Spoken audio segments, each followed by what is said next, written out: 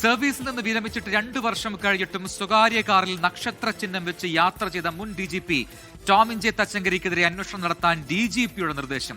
DGPക്ക് ലഭിച്ച പരാതി കോട്ടയം SP-ക്ക് കൈമാറി. അന്വേഷണ റിപ്പോർട്ട് ലഭിച്ച ശേഷം തുടർ നടപടിയിൽ തീരുമാനമുണ്ടാകും. ഷഫീദ് റാവുത്തർ തിരുവനന്തപുരത്ത് നിന്ന് ചേരുന്നു കൂടുതൽ വിവരങ്ങളുമായി. ഷഫീദ്, ആര് നൽകിയ പരാതിയാണ്, എന്താണ് ഇത് സംബന്ധിച്ച് നമുക്ക് ലഭിക്കുന്ന വിവരങ്ങൾ? എത്ര നാളായി ഈ രീതിയിൽ ഈ സ്വകാര്യ കാറിൽ, സ്വകാര്യ വാഹനത്തിൽ ഇങ്ങനെ നക്ഷത്രം പതിച്ച് ടോമിൻ ജെ തച്ചങ്കരി യാത്ര ചെയ്യുന്നുണ്ട്?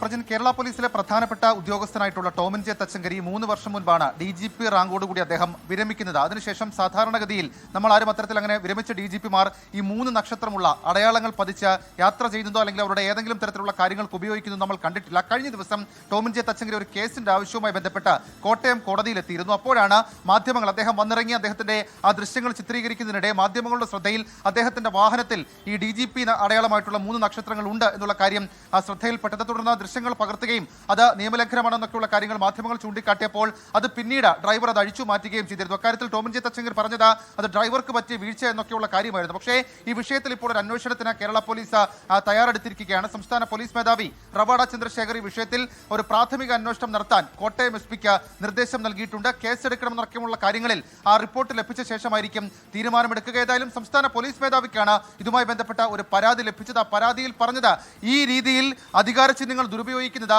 ആൾമാറാട്ടത്തിന് തുല്യമാണ്. അങ്ങനെ ഗൗരവമുള്ള ഒരു വിഷയമായി അത് മാറുകയും ചെയ്യുന്നു എന്നുള്ളതാണ് ആ പരാതി. ആ പരാതിയുടെ അടിസ്ഥാനത്തിലാണ് ഇപ്പോൾ അന്വേഷണത്തിന് സംസ്ഥാന പോലീസ് മേധാവി നിർദ്ദേശം നൽകിയിരിക്കുന്നത്. പ്രജിൻ, ഷഫീദ് റാവുത്തറാണ് തിരുവനന്തപുരത്ത് നിന്ന് വിശദാംശങ്ങൾ നൽകിയത്.